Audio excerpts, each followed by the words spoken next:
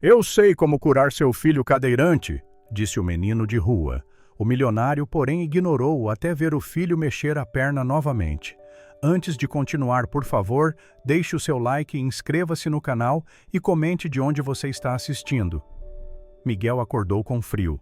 A madrugada estava gelada e o banco da praça onde dormia não oferecia qualquer proteção contra o vento que cortava sua pele magra. Ele tinha apenas 8 anos, mas parecia ainda menor. A fome constante e as noites mal dormidas faziam seu corpo parecer frágil demais para a idade. Esfregou os olhos com as mãos sujas e olhou ao redor. A praça estava vazia, apenas alguns moradores de rua espalhados pelos cantos enrolados em papelões e cobertores rasgados. Levantou-se devagar, sentindo as articulações duras e o peso de mais um dia. No bolso da calça surrada verificou se o frasco ainda estava lá. Sim, continuava seguro. Era um pequeno vidro transparente do tamanho de um polegar com um líquido azul brilhante dentro. Miguel o havia encontrado 3 dias antes, jogado em um beco escuro entre 2 prédios comerciais. Quando pegou o frasco, sentiu algo estranho, como se uma corrente elétrica percorresse seu corpo. Desde então, não conseguia se desfazer dele. Era como se uma voz silenciosa dentro de sua cabeça dissesse para guardá-lo com extremo cuidado. Caminhou até a fonte da praça e lavou o rosto com a água fria. Outros moradores de rua começavam a despertar. Dona Cleide, uma senhora de 50 anos que vivia ali há uma década, acenou para ele. Bom dia, Miguel. Consegui dormir mais ou menos, Dona Cleide. Estava muito frio. Eu sei, meu filho. Fica esperto hoje. Vi uns seguranças rondando por aqui ontem à noite. Devem estar planejando uma operação de limpeza. Miguel assentiu, já conhecia bem aquilo. De tempos em tempos, a prefeitura mandava seguranças ou policiais para expulsar os moradores de rua das praças e calçadas dos bairros mais ricos. Eles tinham que se esconder por alguns dias até as coisas voltarem ao normal. Pegou sua latinha amassada e seguiu em direção ao bairro comercial. Era ali que ficavam os restaurantes caros, onde pessoas bem vestidas almoçavam e jantavam, e onde ele conseguia algumas moedas pedindo esmolas. O caminho era longo, quase 40 minutos a pé, mas valia a pena. No bairro onde dormia, ninguém dava nada a ninguém. Chegou à avenida principal por volta das 8 da manhã. Alguns restaurantes já começavam a abrir.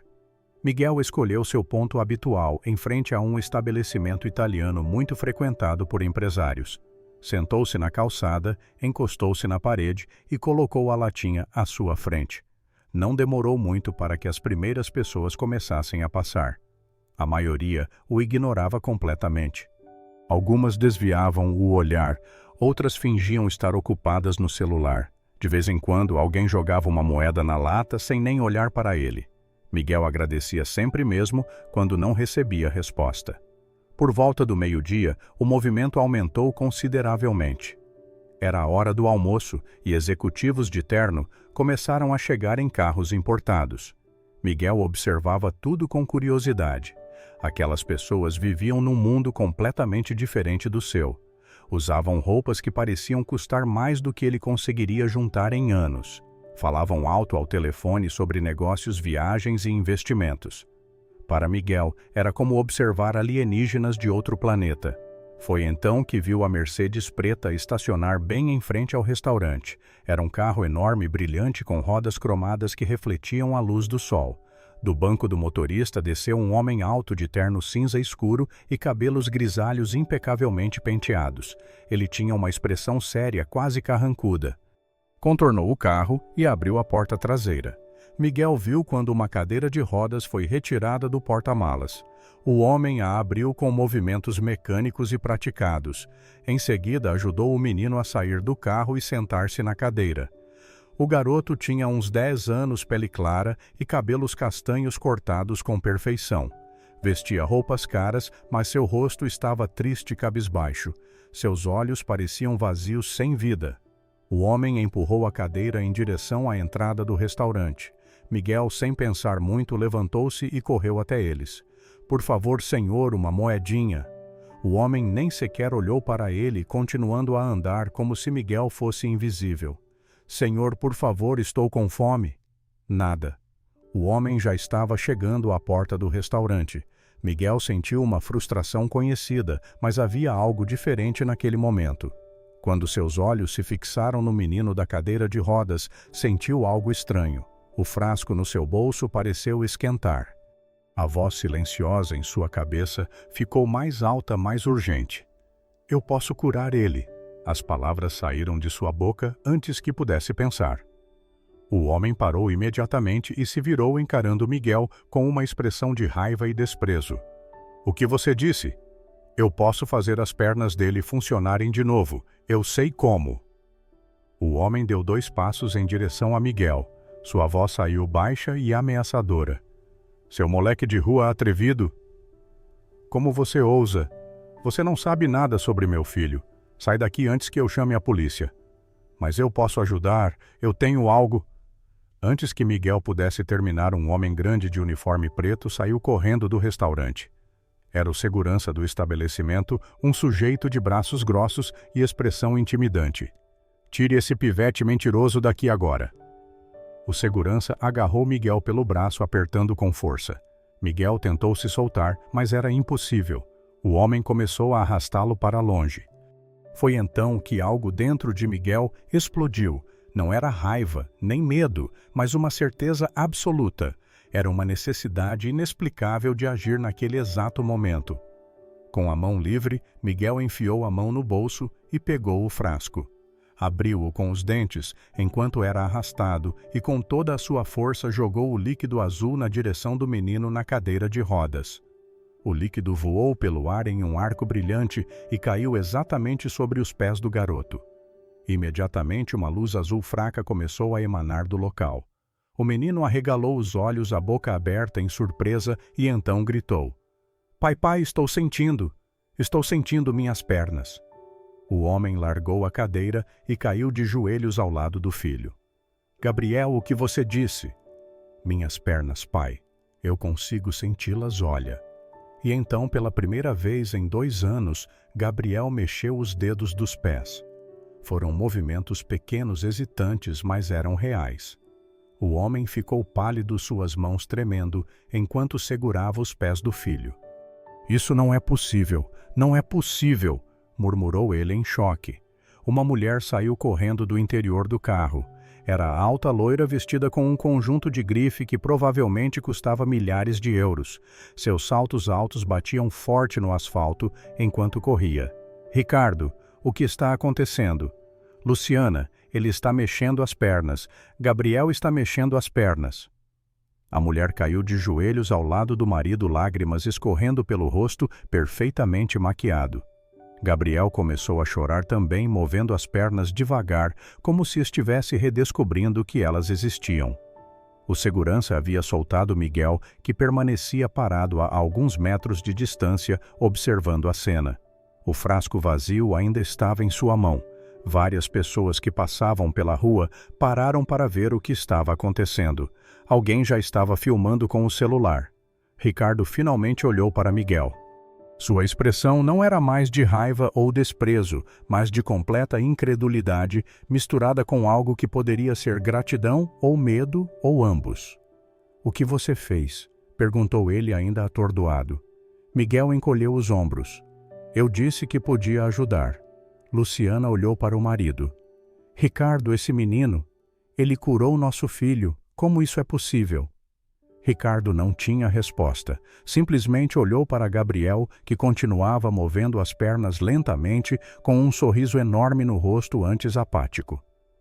Pai, eu vou conseguir andar de novo. Vou mesmo. Sim, filho. Sim, você vai.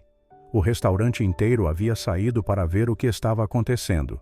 O gerente, um homem magro de bigode fino, tentava controlar a situação. Por favor, vamos precisar que todos voltem para dentro. Isso está causando tumulto. Mas ninguém se movia. Todos queriam ver o menino que tinha acabado de presenciar um milagre. O segurança que havia agarrado Miguel estava pálido sem saber o que fazer. A cena o deixara em estado de choque. Ricardo levantou-se e caminhou até Miguel. Ajoelhou-se na frente do menino, ficando na mesma altura que ele. Como você fez isso? Eu não sei explicar direito. Achei esse vidro uns dias atrás. Quando vi seu filho, senti que tinha que usar nele. Quem é você? Onde você mora? Miguel apontou vagamente na direção da praça. Eu moro na rua, durmo na praça. Luciana se aproximou, ainda segurando a mão de Gabriel. Ricardo, não podemos simplesmente deixá-lo ir embora. Ele salvou nosso filho. Ricardo concordou. Você está certo, menino. Qual é seu nome? Miguel. Miguel, eu sou Ricardo Almeida. Este é meu filho Gabriel e minha esposa Luciana. Você acabou de fazer algo que nenhum médico, nenhum especialista no mundo conseguiu. Você devolveu as pernas do meu filho. Ricardo tirou a carteira do bolso interno do paletó e começou a contar notas de 100 euros. Eram várias. Estendeu o dinheiro para Miguel. Tome, isso é só o começo. Você pode pedir o que quiser. Miguel olhou para o dinheiro, mas não pegou. Eu não fiz por dinheiro. Então por que fez? Porque senti que devia fazer. Luciana trocou um olhar com Ricardo. Gabriel, ainda na cadeira, olhava para Miguel com admiração. Miguel, muito obrigado. Você não sabe o quanto isso significa para mim. Miguel sorriu timidamente. Você vai ficar bom, tenho certeza. Ricardo guardou o dinheiro. Miguel, pelo menos deixe-me dar-lhe alguma coisa. Comida, roupas, um lugar para dormir. Não precisa. Precisa sim. Por favor, deixe-me ajudar você também. Antes que Miguel pudesse responder, uma viatura da polícia parou na rua. 2 policiais desceram caminhando em direção ao grupo. O que está acontecendo aqui? Recebemos chamados de tumulto. O gerente do restaurante adiantou-se. Oficiais, não é nada demais, apenas uma situação familiar. Já está tudo resolvido. Um dos policiais, um homem mais velho com bigode grisalho, olhou ao redor desconfiado. Seu olhar pousou em Miguel. E esse menino, ele estava causando problemas. Ricardo se levantou rapidamente. Não, oficial. Muito pelo contrário. Este menino é meu convidado. O policial pareceu surpreso. Seu convidado? Sim, Miguel vai almoçar comigo e minha família. Não há nenhum problema aqui. O policial ainda parecia desconfiado, mas acenou. Tudo bem, mas vamos precisar que dispersem essa aglomeração. Vocês estão bloqueando a calçada. As pessoas começaram a se afastar lentamente, mas várias ainda olhavam para trás tentando entender o que havia acontecido. Ricardo colocou a mão no ombro de Miguel. Vem, vamos entrar e conversar com calma. Miguel hesitou. Nunca tinha entrado em um restaurante daqueles, nem tinha certeza se seria permitido com suas roupas sujas e rasgadas. Mas Ricardo já estava empurrando a cadeira de Gabriel em direção à entrada, e Luciana fez um gesto para que ele o seguisse. O interior do restaurante era mais impressionante do que Miguel imaginava. Havia mesas com toalhas brancas impecáveis, talheres que brilhavam e taças de cristal. Um lustre enorme pendia do teto e as paredes eram decoradas com quadros caros. Alguns clientes já estavam sentados e todos se viraram para olhar quando o grupo entrou. O gerente, claramente desconfortável com a situação, aproximou-se de Ricardo. Senhor Almeida, sua mesa está reservada como sempre, mas talvez o jovem gostaria de se limpar um pouco antes. Ricardo olhou para o gerente com uma expressão dura. Miguel vai sentar conosco exatamente como está. Há algum problema? Não, senhor. Claro que não. Por aqui, por favor. Eles foram levados até uma mesa no canto próxima a uma grande janela com vista para a avenida. Ricardo ajudou Gabriel a sair da cadeira e sentar-se em uma das cadeiras normais. O menino ainda testava suas pernas, movendo-as para a frente e para trás, com expressão maravilhada. Miguel sentou-se hesitante. A cadeira era confortável, estofada em couro macio. Na frente dele havia mais talheres do que ele sabia usar. Luciana percebeu seu desconforto. Não se preocupe com nada disso, apenas relaxe. Um garçom se aproximou trazendo os menus. Entregou um para cada um, mas Miguel apenas olhou para as palavras sem entender. Nunca tinha aprendido a ler direito. Ricardo percebeu. O que você gosta de comer, Miguel? Qualquer coisa. Não sou exigente. Ricardo sorriu pela primeira vez desde que haviam se encontrado. Vamos pedir um pouco de tudo então. Enquanto Ricardo fazia os pedidos, Luciana observava Miguel com uma expressão difícil de decifrar. Não era hostilidade, mas também não era calor. Era mais como se ela estivesse tentando resolver um quebra-cabeça complicado. Gabriel, por outro lado, não tirava os olhos de Miguel. Como você sabia que podia me curar? Miguel deu de ombros. Eu não sabia, só senti que devia tentar. De onde veio aquele líquido azul? Achei jogado em um beco. Estava lá sozinho, brilhando no escuro. E você não sabe o que era? Não. Ricardo se inclinou para a frente. Miguel, isso é muito importante. Ainda resta alguma coisa daquele líquido. Miguel mostrou o frasco vazio. Era só isso, a última gota. Luciana pareceu desapontada. Então não há mais não. Ricardo suspirou. Entendo. O que foi feito já é mais do que poderíamos sonhar. A comida começou a chegar, pratos elaborados com nomes que Miguel não conhecia. Massas com molhos aromáticos, carnes suculentas, saladas coloridas. Havia mais comida naquela mesa do que Miguel comia em uma semana inteira. Ele comeu devagar no começo, quase com medo de que alguém fosse tirar a comida dele. Mas quando percebeu que ninguém se importava, começou a comer mais rápido, saboreando cada mordida. Estava delicioso. Tudo estava delicioso. Gabriel comia pouco ainda, distraído, testando suas pernas debaixo da mesa. Luciana apenas beliscava a salada, observando Miguel com aquela expressão analítica. Ricardo comia normalmente, mas seus olhos constantemente se voltavam para o filho como se ainda não acreditasse no que havia acontecido. Miguel, começou Ricardo depois de um tempo. Você tem família? Não, senhor. Minha mãe morreu quando eu tinha 5 anos. Nunca conheci meu pai. E desde então você vive na rua? Sim. Fiquei um tempo em um abrigo, mas fugi. Não gostava de lá. Por que não? Miguel hesitou. Tinha muito menino, muito barulho, e algumas pessoas eram más comigo. Luciana franziu a testa. Mas como assim? Não importa. Foi há muito tempo. Ricardo e Luciana trocaram olhares. Gabriel continuava olhando para Miguel com admiração evidente. Você é tipo um super-herói, disse Gabriel de repente. Tem poderes especiais. Miguel balançou a cabeça. Não tenho poderes. Foi só aquele líquido. Mas você escolheu usá-lo em mim. Podia ter usado em qualquer pessoa. Miguel pensou sobre isso. Acho que não foi bem uma escolha. Foi mais como se algo me mandasse fazer. Deus, disse Luciana suavemente. Talvez tenha sido Deus. Miguel encolheu os ombros. Nunca tinha pensado muito sobre Deus.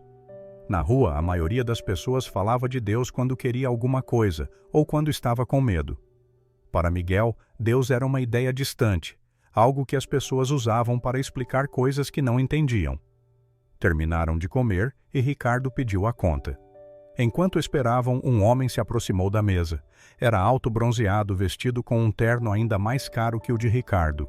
Tinha cabelos pretos penteados para trás e um sorriso que não chegava aos olhos. Ricardo, que surpresa te encontrar aqui. Ricardo não pareceu feliz em vê-lo. Marcelo. E Luciana, linda como sempre. Gabriel, que bom ver você fora de casa. O homem então notou Miguel. E quem é este jovem? Um amigo da família, respondeu Ricardo secamente. Marcelo sorriu ainda mais. Que interessante. Não sabia que vocês tinham amigos tão jovens. Havia algo na forma como ele disse aquilo que deixou Miguel desconfortável, e Ricardo claramente percebeu também. Foi bom te ver, Marcelo. Estávamos de saída. Claro, claro, mas Ricardo, precisamos conversar em breve sobre aquele negócio dos hotéis na região costeira. Tenho uma proposta que vai te interessar. Liga para minha secretária. Farei isso. Marcelo se afastou, mas Miguel notou que ele olhou para trás 2 vezes antes de sentar-se em sua própria mesa do outro lado do restaurante. Quem é ele? Perguntou Gabriel. Marcelo Veiga, um empresário. Temos alguns negócios concorrentes, explicou Ricardo. E ele mora na casa ao lado da nossa. Não gosto dele, disse Gabriel simplesmente. Nem eu, concordou Luciana. Saíram do restaurante. A Mercedes ainda estava estacionada onde haviam deixado. Ricardo abriu a porta traseira. Miguel, vou te levar para casa. Não precisa, posso ir andando. Não seja ridículo, entre no carro. Miguel nunca tinha entrado em um carro tão luxuoso. Os bancos eram de couro macio, havia telas nas costas dos assentos da frente e o ar-condicionado funcionava perfeitamente. Gabriel sentou-se ao seu lado, ainda movendo as pernas. Para onde? Perguntou Ricardo já ao volante. A praça aquela grande com a fonte no meio. Luciana se virou no banco da frente. Ricardo, não podemos simplesmente deixá-lo lá. O que você sugere? Não sei, mas olhe para ele. É uma criança que salvou nosso filho. Ricardo olhou para Miguel pelo retrovisor.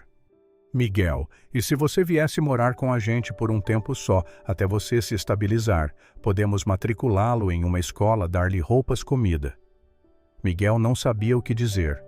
Parte dele queria aceitar imediatamente, mas outra parte, a que havia aprendido a ser desconfiada, depois de anos na rua, hesitava.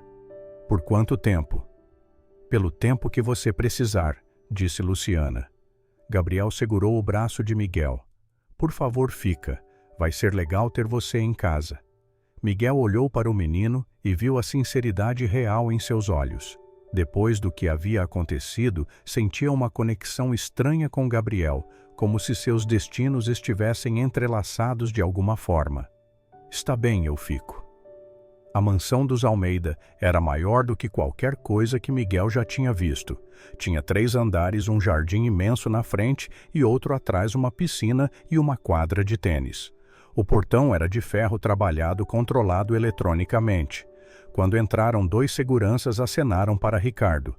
Miguel saiu do carro e ficou parado olhando para a casa com a boca aberta. Gabriel riu. É grande mesmo. Eu me perdi aqui quando era menor. Uma mulher idosa, vestida com uniforme de empregada, saiu da casa. Senhor Almeida, senhora, não esperava vocês tão cedo. Rosa, este é Miguel. Ele vai ficar conosco por um tempo. Pode preparar o quarto de hóspedes. Rosa olhou para Miguel, seus olhos percorrendo as roupas sujas e rasgadas, mas seu rosto não mostrou julgamento. Claro, senhor. Vou preparar já. E o jovem Miguel talvez goste de um banho quente primeiro. Boa ideia, concordou Luciana. Rosa levou Miguel escada acima. A escadaria era de mármore branco, com um corrimão dourado. Havia quadros nas paredes e vasos com flores frescas nos cantos. Tudo parecia caro e intocável. O banheiro era maior que alguns dos lugares onde Miguel havia dormido. Tinha uma banheira enorme, um chuveiro com vários jatos, pias duplas de mármore e espelhos que cobriam uma parede inteira. Vou deixar as toalhas aqui, disse Rosa, colocando várias toalhas macias em um suporte. Tem sabonete e shampoo, tudo o que você precisa. Quando terminar, vou ter roupas limpas esperando no quarto. Obrigado, senhora. Rosa sorriu. Pode me chamar de Rosa, querido. Qualquer coisa que precisar é só chamar. Quando ficou sozinho, Miguel tirou as roupas sujas e entrou no chuveiro. A água quente caiu sobre ele e foi a melhor sensação que havia experimentado em muito tempo. Ficou lá por quase meia hora lavando todo o cheiro e a sujeira da rua, vendo a água escura descer pelo ralo. Quando saiu, encontrou roupas novas dobradas na cama do quarto de hóspedes. Eram roupas de marca, provavelmente de Gabriel, mas serviam bem. Vestiu-as lentamente, ainda se acostumando com a sensação de tecidos macios e limpos. O quarto era espaçoso, com uma cama king size, um guarda-roupa enorme e uma televisão de tela plana na parede. Havia uma porta que dava para uma varanda pequena com vista para o jardim dos fundos. Miguel saiu e olhou. Lá embaixo via a piscina azul brilhando sob o sol da tarde. Bateram na porta. Entra! Era Gabriel agora, usando roupas confortáveis. Ainda andava com certa dificuldade, apoiando-se nas paredes, mas andava, e com um sorriso enorme no rosto. Olha só, consegui subir a escada sozinho. Isso é incrível, Gabriel. É tudo graças a você. Meus pais já ligaram para o médico. Ele vai vir aqui amanhã para me examinar. Meu pai estava chorando ao telefone. Nunca o vi chorar antes. Gabriel sentou-se na cama, ainda testando as pernas. Miguel, posso te perguntar uma coisa? Claro. Você tem medo. Medo de quê? De tudo isso. De morar aqui com a gente é tão diferente da sua vida. Miguel pensou sobre isso um pouco. Estou cansado de ter medo o tempo todo. Na rua, você sempre tem medo. Medo de ser roubado, machucado, expulso. Talvez seja bom ter um medo diferente por um tempo. Gabriel assentiu, compreendendo. Vai ser legal ter você aqui. Não tenho muitos amigos. Depois do acidente, parei de ir à escola. Meus amigos pararam de me visitar. Acho que não sabiam o que dizer a um menino em cadeira de rodas. Agora você não está mais? Não é. Agora não estou mais. Os dois ficaram conversando até a hora do jantar. Gabriel contou sobre sua vida antes do acidente, as viagens que fazia com a família e os esportes que praticava. Miguel, por sua vez, contou sobre a rua, as pessoas que conhecia e como era sobreviver dia após dia sem saber de onde viria a próxima refeição. Quando Rosa chamou para o jantar, desceram juntos. Gabriel ainda se apoiava no corrimão, mas andava por conta própria. A mesa estava posta na sala de jantar, outra sala enorme, com uma mesa que podia acomodar 12 pessoas facilmente. Ricardo já estava sentado digitando furiosamente no celular. Luciana chegou logo em seguida, tendo trocado seu conjunto elegante por algo mais casual, mas ainda visivelmente caro. O jantar foi diferente do almoço, mais silencioso. Ricardo parecia preocupado com algo, checando o telefone constantemente. Luciana observava Miguel de forma mais aberta, agora estudando-o. Miguel, ela disse eventualmente, o que você quer fazer quando crescer? Miguel nunca tinha pensado muito sobre o futuro. Na rua você só pensa em sobreviver hoje. Não sei. Mas deve ter algo que você goste, algo que te interesse. Miguel pensou. Gosto de desenhar. Quando consigo um lápis e papel, desenho as coisas que vejo. Que tipo de coisas? Pessoas, prédios, carros, tudo. Luciana sorriu. Artista. Que bonito. Ricardo finalmente largou o telefone. Miguel, preciso te fazer uma pergunta importante. O que aconteceu hoje com Gabriel? Os médicos vão querer entender, a mídia vai querer saber. Todos vão querer respostas que nenhum de nós tem. Como você quer lidar com isso? Miguel franziu a testa. Não entendi. As pessoas vão querer te conhecer, vão fazer perguntas. Alguns vão achar que você é especial, outros vão achar que foi uma fraude. Como você quer lidar com toda essa atenção? Miguel não tinha pensado nisso. Eu só quero ficar quieto. Não quero atenção. Entendo, mas pode não ser possível. O que aconteceu foi filmado e já está na internet. Pessoas estão compartilhando e comentando. Amanhã todo mundo vai estar falando sobre o menino que curou um garoto paraplégico. O rosto de Miguel ficou pálido. Mas eu não quero isso. Luciana colocou a mão sobre a dele. Eu sei, querido, mas às vezes não temos escolha. Vamos proteger você o máximo que pudermos, prometo. Naquela noite, Miguel mal conseguiu dormir. A cama era confortável demais, o quarto muito silencioso. Estava acostumado com os sons da rua, com os roncos de outros moradores e com os carros passando. Ali, tudo era silêncio. Levantou-se e foi até a varanda. Olhou para as estrelas. Pensou em Dona Cleide e nos outros amigos que havia deixado na praça. Pensou no frasco vazio agora jogado em algum lugar. Pensou em como sua vida havia mudado completamente em questão de horas. Na manhã seguinte foi acordado por batidas na porta. Era Rosa trazendo o café da manhã em uma bandeja. Bom dia, Miguel. Trouxe-o de jejum. Os senhores disseram que você podia dormir até mais tarde hoje. Miguel sentou-se na cama, ainda sonolento. A bandeja tinha de tudo: pães frescos, fruta, sumo de laranja, ovos mexidos, presunto e queijo. É tudo para mim. Rosa sorriu. Tudo. Coma à vontade. Comeu lentamente, saboreando cada mordida. Ainda parecia irreal. Depois de se vestir com mais roupas que Rosa havia deixado, desceu as escadas. A casa estava em alvoroço. Havia várias pessoas estranhas circulando pela sala, homens de terno com pastas e uma mulher de jaleco branco que devia ser médica. Ricardo estava no centro de tudo, dando ordens e fazendo ligações. Viu Miguel e acenou para que se aproximasse. Miguel, bom dia. Este vai ser um dia agitado. O médico do Gabriel está aqui para examiná-lo. Meu advogado também veio para discutir algumas questões legais sobre sua custódia temporária e... Ricardo hesitou. E tem um jornalista lá fora. Na verdade, tem vários na calçada do outro lado do portão. Querem uma entrevista. Eu não quero falar com eles. Eu sei. E você não vai. Já instruí meus seguranças para não deixar ninguém entrar. Mas, Miguel, eles não vão desistir fácil. Essa história está explodindo. Luciana apareceu vinda da cozinha. Miguel, querido, venha tomar café da manhã direito. Rosa deixou tudo na sala de jantar. Mas Miguel já havia comido. Já tomei no quarto. Oh, que pena. Gostaria de comer com você.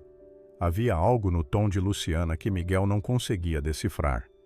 Ela estava sendo gentil, mas parecia forçado, como se estivesse fazendo um esforço consciente para ser amável. Gabriel apareceu correndo pelo corredor, ainda cambaleando um pouco, mas definitivamente correndo. Miguel, olha, consegui correr. Isso é demais, Gabriel. O médico, um homem de meia idade com óculos de armação metálica, observava Gabriel com uma expressão de completa perplexidade. Senhor Almeida, isso é... Não tenho palavras. Ontem à noite, quando o senhor ligou, achei que estava exagerando, mas isso é impossível. Os danos na medula espinhal que Gabriel tinha eram extensos e irreversíveis. Não há tratamento médico conhecido que pudesse ter causado essa recuperação, muito menos em menos de 24 horas. Ricardo olhou para Miguel. Foi graças a ele e a Miguel.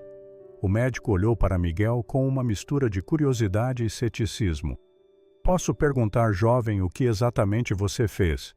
Miguel contou a história do líquido azul. O médico ouvia sua expressão cada vez mais descrente. Um líquido azul, e você não sabe o que era. Não. E não sobrou nada dele. Não. O médico suspirou. Entendo. Bem, seja lá o que aconteceu, o resultado é real. Gabriel está se recuperando a uma velocidade extraordinária. Vou precisar fazer alguns exames mais detalhados, mas preliminarmente posso dizer que a função motora está voltando completamente. Ricardo apertou o ombro do médico. Doutor, eu entendo que isso desafia tudo que você aprendeu e tudo que eu entendo sobre o mundo. Mas meu filho está andando. Meu filho está curado, e é isso que importa. Concordo plenamente. Vou documentar tudo minuciosamente. Isso pode revolucionar nossa compreensão sobre lesões na medula espinhal. Depois que o médico saiu, o advogado de Ricardo se aproximou. Era um homem mais velho com cabelos completamente brancos, vestindo um terno impecável. Senhor Almeida, sobre a situação do menino Miguel. Ele tem nome, claro, Miguel. Ele precisa ter um responsável legal para ficar aqui. Tecnicamente, deveríamos notificar o conselho tutelar. Não, disse Ricardo firmemente. Não vou arriscar que o levem para algum abrigo ou orfanato. Ele fica aqui. Entendo sua posição, mas precisamos fazer as coisas legalmente. Posso iniciar um processo de guarda temporária. Vai levar alguns dias, talvez uma semana, mas é viável. Faça o que for necessário. O advogado olhou para Miguel. Jovem, você tem algum documento, certidão de nascimento, qualquer coisa? Miguel balançou a cabeça. Nunca tive nada disso. O advogado suspirou. Isso vai complicar as coisas, mas não é impossível. Vou precisar de tempo para pesquisar para ver se há algum registro seu no sistema. Miguel passou o resto da manhã em reuniões. Ele ficou a maior parte do tempo com Gabriel, que não se cansava de testar suas novas capacidades. Eles jogaram videojogos, assistiram televisão e exploraram a mansão. Por volta do meio-dia, Rosa trouxe almoço para os dois no quarto de Gabriel. Eram sanduíches enormes, batatas fritas e refrigerante. Você precisa comer bem para recuperar suas forças, disse Rosa para Gabriel, bagunçando seus cabelos afetuosamente. Depois que ela saiu, Gabriel ficou sério. Miguel, minha mãe não gosta muito de você. Miguel havia percebido. Por quê? Não sei. Acho que ela tem medo. Medo de que você seja um golpista ou algo assim. Ela não acredita em milagres, só acredita em coisas que pode ver e tocar. Mas ela me viu curar você. Eu sei. E acho que é por isso que ela está confusa, porque viu algo que não pode explicar. Minha mãe não gosta de coisas que não pode explicar. Faz sentido. Miguel já tinha conhecido pessoas assim na rua, pessoas que preferiam acreditar que tudo era uma mentira ou truque do que aceitar que algo extraordinário havia acontecido. E seu pai? Meu pai está diferente, mais feliz. Não o via assim há muito tempo. Acho que ele acredita em você. Passaram a tarde juntos. Gabriel mostrou a Miguel sua coleção de livros, seus videojogos e seus troféus de quando jogava futebol. Falou sobre seus sonhos de voltar a jogar, de ir para a escola, de ter uma vida normal de novo. Você vai conseguir, disse Miguel. Vai ter tudo isso de volta. Quando chegou a noite, Ricardo reuniu a família na sala de estar. Tinha uma televisão enorme ligada em um canal de notícias. Vocês precisam ver isso, disse ele, aumentando o volume.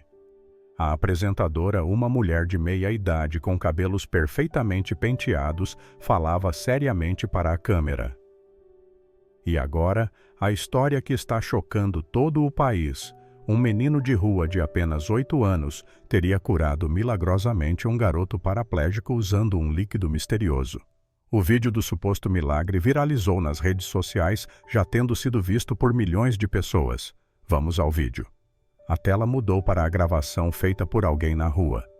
A qualidade não era muito boa, mas dava para ver claramente quando Miguel jogou o líquido em Gabriel e quando o menino começou a mover as pernas. Dava para ouvir os gritos de surpresa e emoção.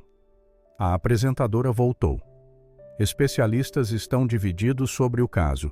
Alguns médicos o chamam de impossível. Outros sugerem que pode ter havido um erro no diagnóstico original. Mas a família do menino curado, os Almeida, confirmou que o garoto estava paraplégico há 2 anos após um acidente de carro e que agora está se recuperando rapidamente. Tentamos entrar em contato com a família para uma entrevista, mas até o momento não obtivemos resposta. Ricardo desligou a televisão. Isso é só o começo. Amanhã vai estar em todos os jornais, todos os sites. Miguel está preparado. Miguel não sabia se estava preparado, mas acenou mesmo assim. Luciana se levantou. Ricardo, podemos conversar em particular. Os dois saíram para o escritório de Ricardo. Miguel e Gabriel ficaram na sala ouvindo os sons abafados de uma discussão acalorada do outro lado da porta. Eles estão brigando por sua causa, disse Gabriel. Desculpa, não é sua culpa. Meus pais brigam o tempo todo desde o acidente. Minha mãe culpa meu pai porque ele estava dirigindo no dia. Eles não se divorciaram só por minha causa, eu acho. Isso é triste. Mas talvez agora as coisas melhorem, agora que estou curado. A porta do escritório se abriu e Ricardo saiu parecendo cansado. Luciana veio atrás dele, os olhos vermelhos como se tivesse chorado. Miguel, disse Ricardo. Vamos matriculá-lo em uma escola, a mesma que Gabriel estudava antes do acidente. Você vai começar semana que vem. Mas eu não sei ler direito. Vamos contratar um tutor para te ajudar a alcançar os outros. Você é inteligente e vai conseguir. Luciana não disse nada, apenas subiu as escadas em direção ao quarto. Gabriel olhou para o pai. A mãe está brava. Não, filho. Ela só está processando muitas coisas ao mesmo tempo. Vai ficar tudo bem. Mas Miguel não tinha tanta certeza. Nos dias seguintes, a vida na mansão estabeleceu-se em uma rotina estranha. Miguel acordava cedo, tomava café com a família e passava o dia estudando com o tutor que Ricardo havia contratado, um professor aposentado chamado Senhor Valdir. À tarde brincava com Gabriel ou explorava a propriedade. O portão da mansão estava constantemente cercado por jornalistas e curiosos. Cartazes eram erguidos, alguns pedindo ajuda, outros oferecendo dinheiro, outros ainda acusando Miguel de ser uma fraude. Ricardo teve que contratar mais seguranças. Gabriel continuava se recuperando. Depois de uma semana já corria normalmente. Os médicos não tinham explicação, os exames mostravam que sua medula espinhal, antes danificada, estava completamente saudável. Era como se o acidente nunca tivesse acontecido. Luciana mantinha a distância de Miguel. Era educada quando necessário, mas nunca calorosa. Miguel a pegava olhando para ele, às vezes com uma expressão que misturava desconfiança e medo. Foi durante a segunda semana que Marcelo Veiga apareceu de novo. Tocou a campainha da mansão uma manhã sozinho sem avisar. Ricardo atendeu pessoalmente. Marcelo, que surpresa. Ricardo, preciso falar com você. É urgente. Ricardo o deixou entrar relutantemente. Eles foram para o escritório fechando a porta. Miguel estava na sala de estar com Gabriel, mas podia ouvir as vozes elevadas. Depois de 15 minutos, a porta abriu-se bruscamente e Marcelo saiu, o rosto vermelho de raiva. Ele passou por Miguel sem olhar e foi embora batendo a porta da frente. Ricardo apareceu parecendo exausto. Pai, o que ele queria? Perguntou Gabriel. Ricardo olhou para Miguel. Ele queria falar com você. Comigo? Sim. A filha dele, Amanda, está doente, muito doente. Ela precisa de um transplante de rim. Marcelo acha que você pode curá-la. Miguel ficou quieto. Mas eu não tenho mais aquele líquido. Eu disse isso a ele. Ele não acreditou. Acha que estamos escondendo você para lucrar de alguma forma. Isso é ridículo, disse Gabriel. Eu sei, mas Marcelo está desesperado. A filha dele tem apenas 15 anos e está morrendo. O desespero faz as pessoas fazerem coisas irracionais. O que vamos fazer? Perguntou Gabriel. Nada. Vamos continuar nossa vida e deixar Marcelo resolver os problemas dele da forma como achar melhor. Mas Marcelo não desistiu. Nos dias seguintes começou a ligar constantemente, enviou mensagens e o seu motorista para tentar abordar Miguel quando ele saía para a escola. Ricardo teve que aumentar ainda mais a segurança. Uma noite Marcelo apareceu bêbado gritando do outro lado do portão implorando para falar com Miguel. Os seguranças tiveram que chamar a polícia para removê-lo. Miguel viu tudo de sua janela.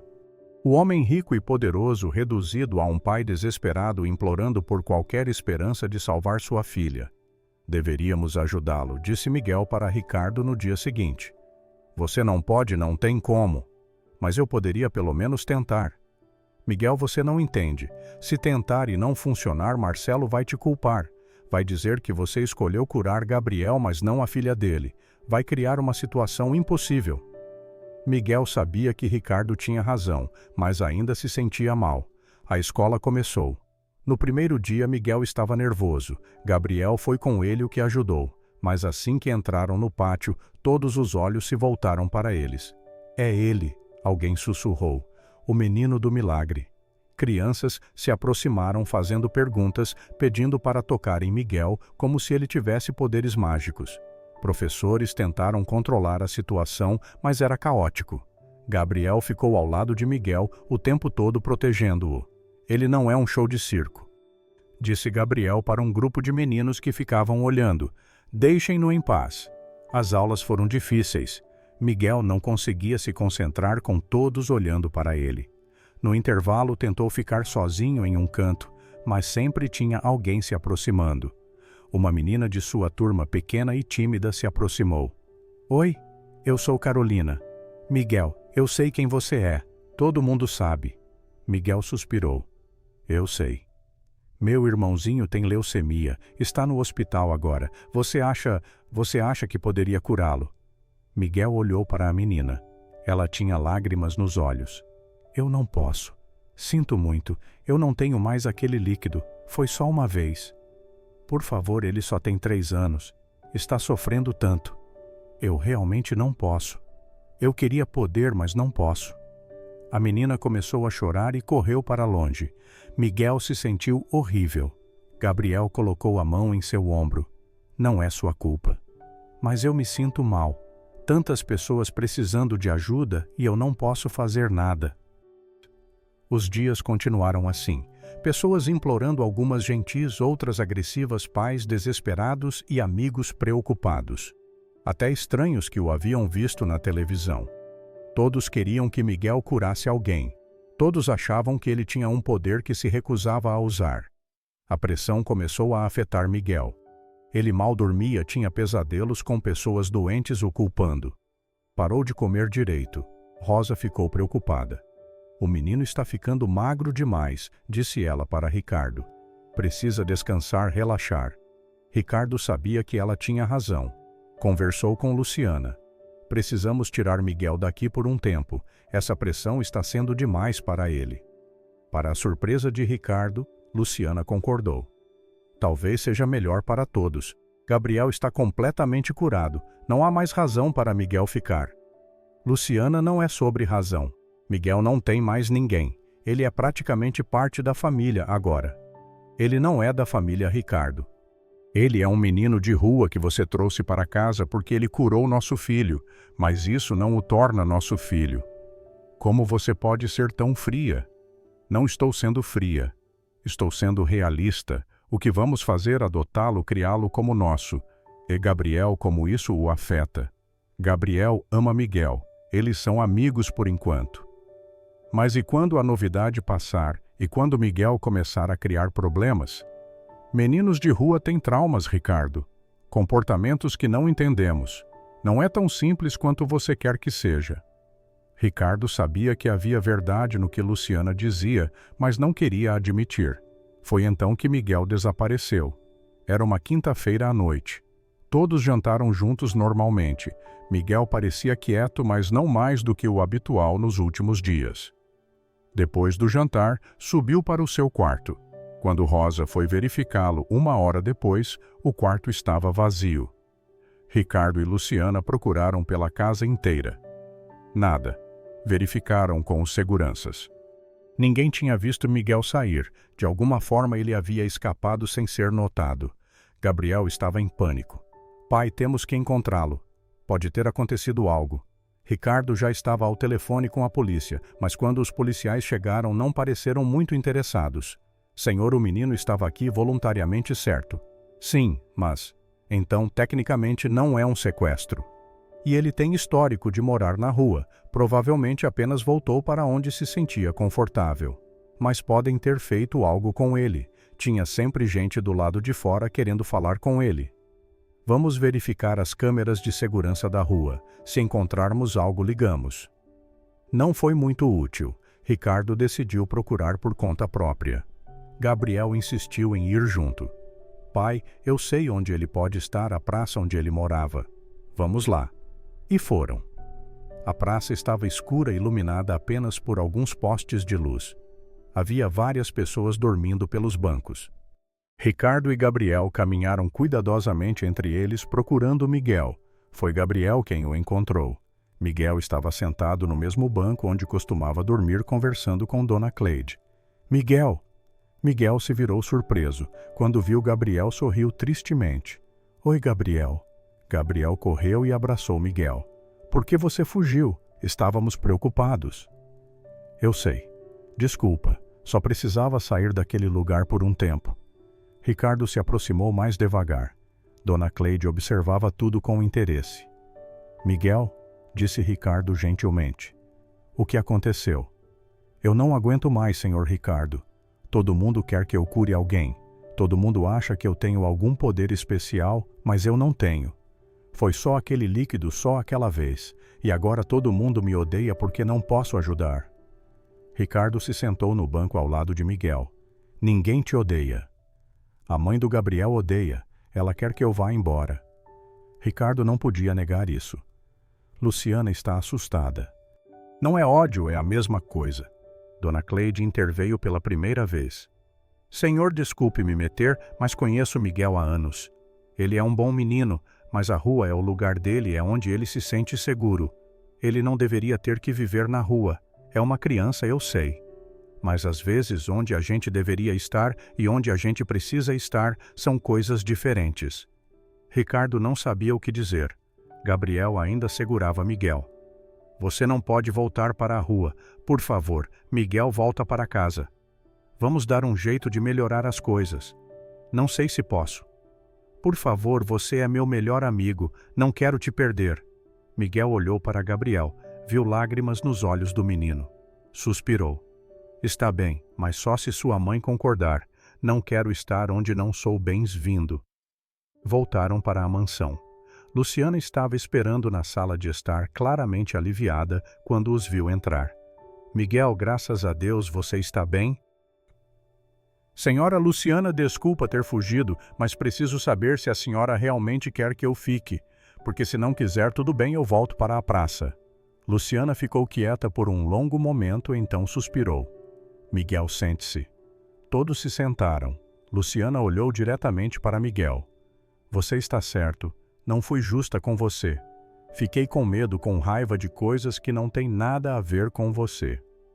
Quando você curou Gabriel, foi o melhor dia da minha vida. Mas também foi assustador porque não entendi, e odeio não entender as coisas.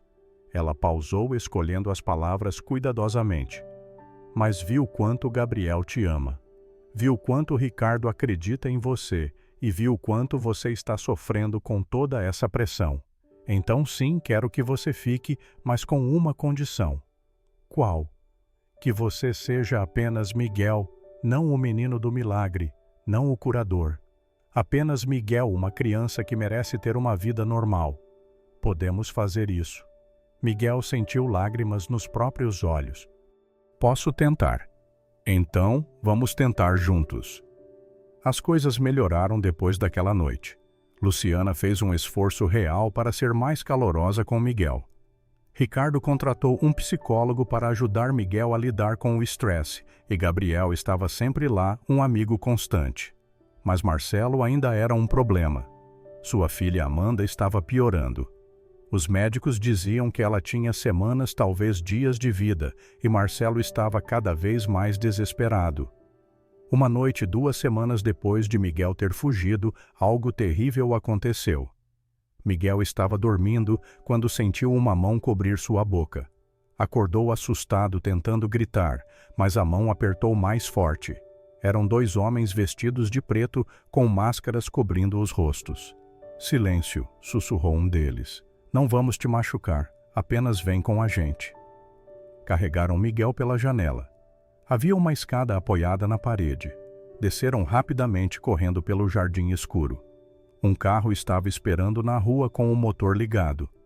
Jogaram Miguel no banco traseiro e aceleraram antes que alguém pudesse notar. Miguel estava em pânico, tentou gritar, mas uma das mãos ainda cobria sua boca. O carro acelerou pelas ruas escuras. Depois de 15 minutos, pararam em frente a uma mansão. Era tão grande quanto a dos Almeida, mas com arquitetura diferente e mais moderna. Os homens tiraram Miguel do carro e o levaram para dentro. A sala de estar estava luxuosamente mobiliada, e no centro, sentado em um sofá de couro, estava Marcelo Veiga. Ele parecia terrível magro, com olheiras profundas, roupas amassadas e um copo de uísque na mão. Miguel, disse ele quando os homens trouxeram o menino. Finalmente me solta. Você não pode me sequestrar.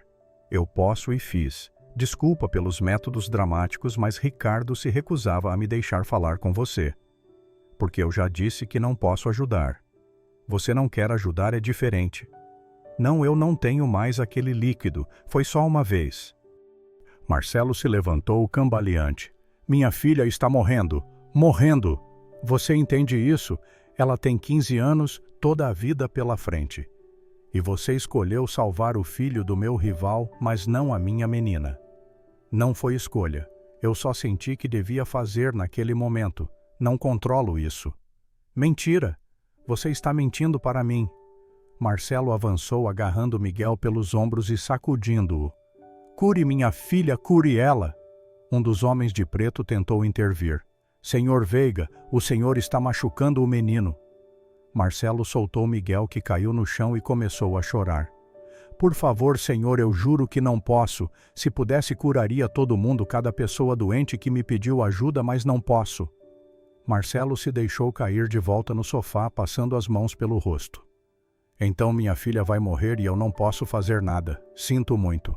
Se eu sinto muito, não vale nada. Marcelo fez um gesto para os homens. Levem-no para o quarto do 3º andar. Tranquem a porta. Ele fica aqui até eu decidir o que fazer. Senhor, isso é sequestro. Podemos ter problemas sérios. Eu sei, mas não me importo. Levem-no. Os homens pegaram Miguel e o levaram escada acima. O quarto era grande, mas vazio, com apenas uma cama e uma cadeira. A janela tinha grades. A porta foi trancada por fora. Miguel sentou-se na cama e chorou. Estava assustado e não sabia o que fazer. Pensou em Ricardo, Luciana e Gabriel. Eles deviam estar procurando por ele agora. Passou horas ali. De vez em quando ouvia passos no corredor, mas ninguém abria a porta. Tinha água em uma garrafa ao lado da cama, mas nada de comida. Eventualmente, exausto de tanto chorar e ter medo, dormiu. Acordou com o som da porta se abrindo. Era manhã, e a luz do sol entrava pela janela. Um dos homens de preto entrou com uma bandeja de comida. Come, não queremos que passe fome. Quando vou poder sair? Quando o Sr. Veiga decidir. Vocês vão ter problemas por isso.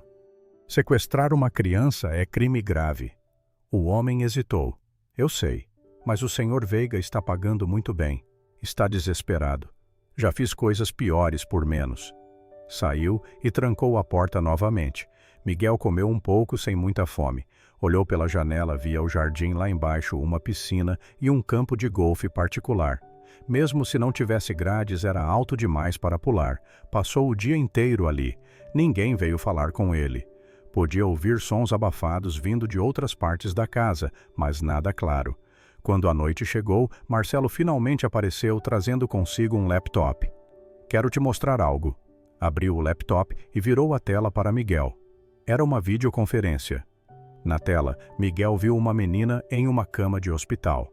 Ela estava pálida, muito magra, com tubos conectados aos braços e os olhos fechados. Essa é Amanda, minha filha. A voz de Marcelo estava quebrada. Ela estava saudável até 2 anos atrás. Então começou a sentir dores. Os médicos descobriram que seus rins estavam falhando, uma doença genética rara. Ela precisa de um transplante, mas não encontramos doador compatível. Está fazendo diálise, mas está ficando mais fraca a cada dia. Miguel olhou para a menina, sentiu uma dor no peito. Sinto muito. Eu não quero sua pena, quero sua ajuda, mas eu já disse que não pode. Eu ouvi. Mas e se você tentar, apenas tente. Vá até o hospital. Fique com ela. Veja se sente aquele impulso que sentiu com Gabriel. Miguel pensou sobre isso. Se eu for, você me deixa ir depois. Se você realmente tentar, sim. Como sei que não vai me manter preso de qualquer jeito. Marcelo suspirou. Você não sabe. Vai ter que confiar em mim. Não era um bom negócio, mas era a única opção de Miguel. Está bem, vou tentar. Marcelo chamou os homens. Bruno, Paulo, vamos ao hospital agora. O hospital era particular, um dos melhores da região. Entraram pela porta dos fundos para evitar ser vistos. Bruno e Paulo ficaram de guarda enquanto Marcelo levava Miguel até o quarto de Amanda no 4º andar. O quarto era grande e cheio de equipamentos médicos. Uma enfermeira estava verificando os monitores. Quando viu Marcelo e Miguel, pareceu confusa. Senhor Veiga não esperava o senhor até amanhã. E quem é esse menino? Um amigo especial da família. Pode nos dar 1 minuto a sós. A enfermeira hesitou, mas saiu. Marcelo levou Miguel até a cama. De perto, Amanda parecia ainda pior. Sua respiração era fraca e irregular. Faz o que você fez com Gabriel, disse Marcelo. Miguel se aproximou da cama, olhou para Amanda, esperou sentir algo, aquele impulso, aquela voz interior, mas não sentia nada. Era apenas uma menina doente em uma cama de hospital. Preciso segurar a mão dela. Não sei. Faz o que você sentir que é certo. Miguel segurou a mão de Amanda com cuidado. Era fria, frágil. Fechou os olhos e tentou se concentrar. Tentou com todas as forças sentir aquele impulso novamente. Nada. Tentou por mais alguns minutos. Rezou, pediu a Deus, pediu a qualquer força superior que pudesse estar ouvindo, mas não aconteceu nada. Amanda continuou dormindo, sua condição inalterada. Miguel abriu os olhos com lágrimas escorrendo. Não estou sentindo nada. Sinto muito. A expressão de Marcelo era de desespero puro. Tenta de novo. Não vai funcionar. Não está funcionando. Tenta. Marcelo estava gritando agora. A enfermeira voltou correndo. Senhor Veiga, o senhor precisa se acalmar. Está perturbando os outros pacientes. Seguranças do hospital apareceram na porta. Bruno e Paulo tentaram interceptá-los, mas eram em menor número. O que está acontecendo aqui? Perguntou um dos seguranças do hospital. Miguel aproveitou a confusão, correu para fora do quarto e desceu as escadas correndo. Podia ouvir gritos atrás dele, mas não parou. Correu pelos corredores, passando por médicos e enfermeiras surpresos. Chegou ao saguão principal e continuou correndo. Já estava na rua quando finalmente parou ofegante, dobrando-se com as mãos nos joelhos. Uma mão tocou seu ombro e ele gritou, virando-se pronto para correr de novo. Mas era Gabriel. Miguel, encontramos você. Ricardo estava correndo na direção deles com 2 policiais ao lado. Miguel, graças a Deus. Ricardo abraçou Miguel forte. Os policiais correram para dentro do hospital. Como vocês me acharam? Rastreamos o telefone de Marcelo, explicou Ricardo. Quando percebemos que estava no hospital, achamos que você poderia estar aqui também. Voltaram para casa. A polícia prendeu Marcelo, Bruno e Paulo por sequestro. Marcelo foi levado algemado, ainda gritando sobre sua filha e sobre a injustiça. Nos dias seguintes, a história se espalhou. O sequestro estava em todos os noticiários. Pessoas estavam divididas, alguns defendiam Marcelo, dizendo que ele era apenas um pai desesperado, outros o condenavam por sequestrar uma criança. Miguel se sentiu ainda pior, sabia que indiretamente era responsável por tudo aquilo. Se não tivesse curado Gabriel, nada disso teria acontecido. Não é sua culpa, Gabriel dizia repetidamente. Você fez algo bom. Não pode controlar como as pessoas reagem. Mas Miguel não conseguia parar de pensar em Amanda sozinha naquele quarto de hospital, morrendo lentamente. Foi 3 dias depois que aconteceu. Miguel estava estudando em seu quarto quando sentiu. Era inconfundível agora que sabia reconhecer aquela sensação, aquele impulso, aquela voz silenciosa dizendo que era hora de agir.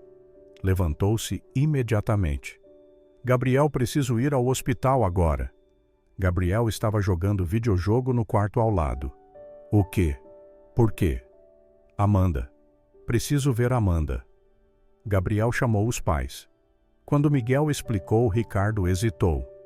Miguel, Marcelo está na prisão. Isso pode parecer que estamos nos aproveitando da situação. Não me importa como parece. Preciso ir agora. Havia tanta urgência na voz de Miguel que Ricardo cedeu. Tudo bem, vamos? Foram de carro. Ricardo dirigia rápido, mas dentro dos limites legais. Miguel estava inquieto o tempo todo, aquele impulso ficando mais forte a cada minuto. Chegaram ao hospital e correram para o quarto de Amanda. Havia uma mulher lá nos seus 40 anos, cabelos castanhos, olhos vermelhos de tanto chorar. Devia ser a mãe de Amanda. Quem são vocês? Perguntou ela, protetora. Senhora, eu sou Ricardo Almeida, este é meu filho Gabriel, e este é Miguel. Ele precisa ver Amanda. Miguel, o menino que meu marido sequestrou. Sim, mas ele está aqui por vontade própria agora. Por favor, deixe-o tentar. A mulher olhou para Miguel. Havia desespero em seus olhos. Você pode salvá-la. Não sei, mas posso tentar. Ela se afastou. Miguel se aproximou da cama. Amanda parecia ainda pior que dias atrás. Segurou sua mão novamente, mas desta vez foi diferente. O impulso estava ali forte e inegável. Fechou os olhos e apenas deixou acontecer. Não havia líquido azul desta vez, nenhum efeito visual, mas Miguel sentiu algo fluir através dele, algo que não entendia, mas que sabia ser real. Ficou ali por longos minutos, simplesmente segurando a mão de Amanda. Então, gradualmente, o impulso diminuiu, desapareceu. Miguel abriu os olhos, sentindo-se exausto. Está feito. O que está feito? Perguntou a mãe de Amanda. Não vejo diferença. Vai ver amanhã. Miguel não sabia como sabia disso, mas sabia. Ricardo o levou para casa. Todos estavam curiosos sobre o que havia acontecido, mas Miguel estava cansado demais para explicar. Foi para seu quarto e dormiu por 12 horas seguidas. Quando acordou, Ricardo estava ao lado de sua cama com o celular na mão. Miguel, o hospital, ligou. Amanda respondeu ao tratamento de forma inexplicável. Seus rins começaram a melhorar durante a noite. Os médicos estão dizendo que ela não vai mais precisar do transplante imediato. Pode esperar até encontrarem um doador ideal. Miguel sorriu cansado. Eu sabia. Como você soube? Não sei, apenas senti. A notícia se espalhou rapidamente. Marcelo foi libertado da prisão com a ajuda de advogados caros, as acusações sendo retiradas pela família Almeida em um gesto de boa vontade. Ele apareceu na mansão dias depois, parecendo um homem diferente e mais leve, apesar de ainda carregar a culpa pelo que tinha feito. Miguel, disse ele, a voz embargada, não tenho palavras para agradecer e para me desculpar. O que fiz foi imperdoável. Você estava desesperado, eu entendo. Não justifica, mas obrigado mesmo assim. Salvou minha filha. Marcelo se virou para Ricardo. Ricardo, sei que somos rivais nos negócios há anos, mas isso me fez repensar muitas coisas. A vida é curta demais para essas brigas infantis. Gostaria de propor uma parceria. Juntos podemos fazer algo que realmente importa. Ricardo considerou por um momento, então estendeu a mão. Uma parceria para quê? Para crianças. Crianças como Miguel que vivem nas ruas sem ninguém. Podemos criar uma fundação, um abrigo, escolas, dar a eles as oportunidades que merecem. Ricardo sorriu. Acho uma excelente ideia. Nos meses seguintes, a Fundação Esperança foi criada. Com o financiamento conjunto de Ricardo e Marcelo, compraram um grande edifício e o transformaram em um abrigo para crianças em situação de vulnerabilidade. Havia dormitórios limpos, salas de aula, uma cozinha industrial que servia refeições nutritivas e áreas de recreação. Miguel foi uma das primeiras crianças oficiais do abrigo, embora ainda passasse muito tempo na mansão dos Almeida. Gabriel se voluntariava lá quase todos os dias, ajudando a organizar atividades e conversando com as outras crianças.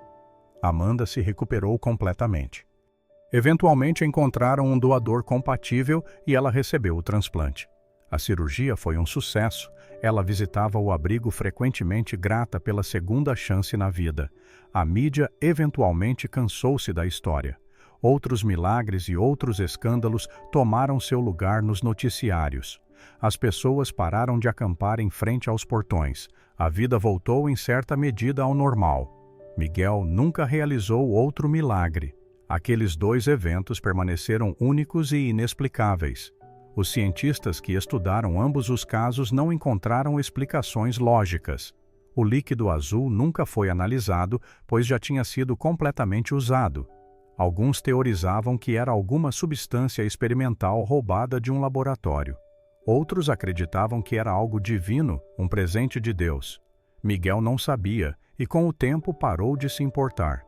O que importava era que sua vida havia mudado completamente. Não dormia mais em praças, não passava fome, não tinha frio.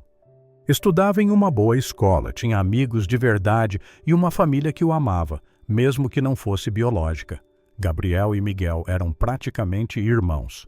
Agora faziam tudo juntos, protegiam um ao outro e compartilhavam segredos. A amizade que havia nascido daquele dia miraculoso se aprofundou em algo real e duradouro. Luciana havia se transformado também.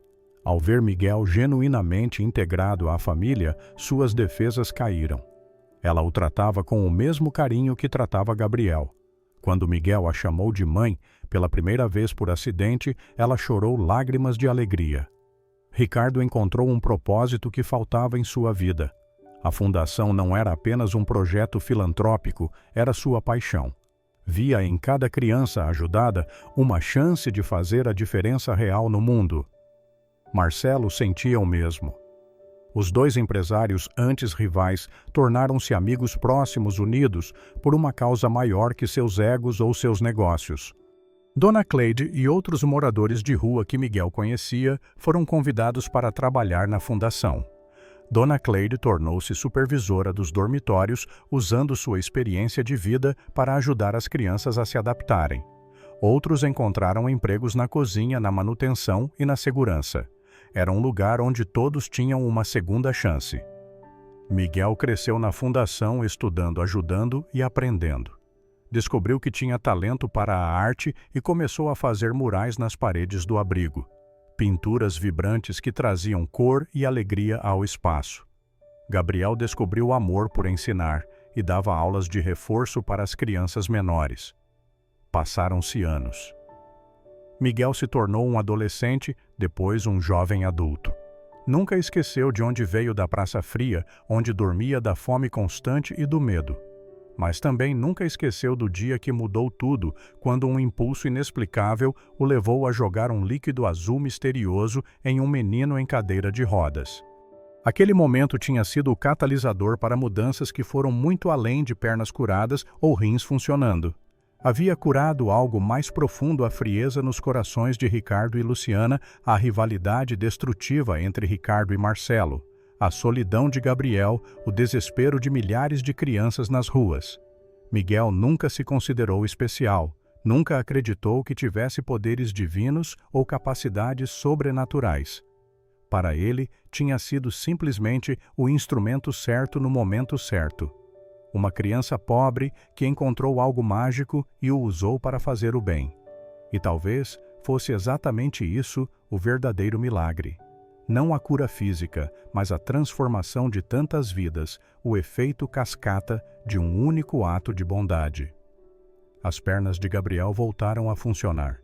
Sim, Amanda recebeu uma segunda chance na vida também. Mas centenas de outras crianças receberam lares, educação, dignidade. Famílias foram reconstruídas. Inimigos se tornaram aliados. Corações endurecidos aprenderam a amar novamente. Miguel olhou pela janela de seu pequeno apartamento fornecido pela fundação, onde agora trabalhava como coordenador de arte. Lá embaixo, via crianças brincando no pátio, rindo e correndo.